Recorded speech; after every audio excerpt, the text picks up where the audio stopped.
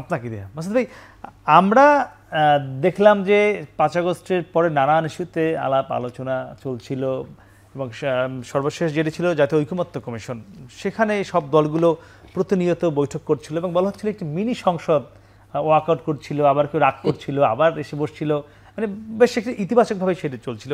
কিন্তু সেখানেও সমাধানটা আসলে হলো না, রাজপথ পর্যন্ত এখন আসতে হলো। জামাত সহ বেশ কয়েকটি দল কর্মসূচিও ঘোষণা করেছে, তার নাম দেওয়া হচ্ছে যুগপথ কর্মসূচি। আগামী পরশুদিন রাজপথে আসতে হচ্ছে কেন এই অন্তর্বর্তী সরকারের সময়ও? দেখেন, যেটা হচ্ছে এখন রাজপথে যাওয়াটা, এটা হলো রাজনীতি। কারণ জামাতকে বলেন, ইসলামী আন্দোলন বলেন, অথবা খেলাফত মজলিস যেটাই বলেন, এটা সব তো পলিটিক্যাল পার্টি, তাই না? এতে তো একটা পলিটিক্স আছে। এবং আমি মনে করি এখন যেটা হচ্ছে এটা হলো পলিটিক্স, এবং এই পলিটিক্যাল পার্টি পলিটিক্স করবে, এটা খুবই স্বাভাবিক ঘটনা। এখানে আমি কোনো বিরোধ দেখছি না, এখানে আমি কোনো ঝামেলাও দেখছি না। একটা চাপ প্রয়োগের ব্যাপার আছে, চাপ প্রয়োগ করতেছে তারা সরকারের উপর, তারা চাপ প্রয়োগ করতেছে তারা যেটা চায় সেটা পাওয়ার জন্য। আমি একটা জিনিস চাচ্ছি, আপনি আমাকে দিচ্ছেন, আমি কী করবো? আমি কান্না করব, চিৎকার করব, নাহলে জোর করব, কিছু তো একটা করবো। কারণ ওনারা যেটা চাচ্ছেন সেটা ওনারা পাচ্ছেন না, এবং এই জন্য ওনারা যা যা করার দরকার তা করতেছেন। এটা খুব স্বাভাবিক একটা পলিটিক্যাল অ্যাক্টিভিটিস। চাওয়াটা কতটুকু যৌক্তিক এই সময়ে? এটা যৌক্তিক তো যার যার মতো করে। আপনি যদি আমাকে জিজ্ঞাসা করেন, আমি আমার মতো করে বুঝি। দেখেন, আমি আমার স্ট্যান্ডটা সরাসরি বলি। আমি ব্যক্তিগতভাবে পিআর সিস্টেমের পক্ষে। এটা নিয়ে আমি আধা ঘন্টা আলাপ করতে পারি, কোনো সমস্যা নেই।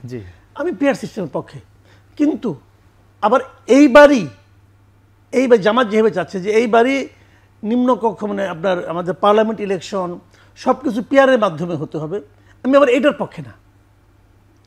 আমি এটার পক্ষে না। এটার পক্ষে নেই কারণ আমার কাছে মনে হয়েছে পিআরের কিছু জটিলতা আছে। আমাদের অনেক ধরনের পিআর পদ্ধতি আছে সারা দুনিয়াতে, অনেক ধরনের কিন্তু রকম ফের আছে। আমার জন্য কোনটা দরকার, আমার দেশের জন্য কোনটা দরকার, কোন পদ্ধতি দরকার, এটা নিয়ে ব্যাপক আলাপ আলোচনার ব্যাপার আছে। আলোচনা চললো, সেই ফেব্রুয়ারি মাসে শুরু হয়েছিল আলোচনা। তখন থেকে এই আলোচনাটা হয় নাই, তখন থেকে অন্য আলোচনা হয়েছে, নানান বিষয় হচ্ছিল, সংস্কার কর্মকাণ্ড অনেক কিছু হয়েছে, কিন্তু এখন পর্যন্ত এই আলোচনাটা হয় না। যেমন ধরুন কতগুলো বেসিক প্রবলেম যেগুলো উঠে আসছে, যে তাহলে কি শোনেন, আমাদের এখানে এমপি মানে মেম্বার অফ পার্লামেন্ট যেটা বলে, তার যে ক্যারেক্টারটা, এটা কিন্তু অনেক যে সমস্ত দেশে পিআর আছে তাদের সঙ্গে মিলবে না।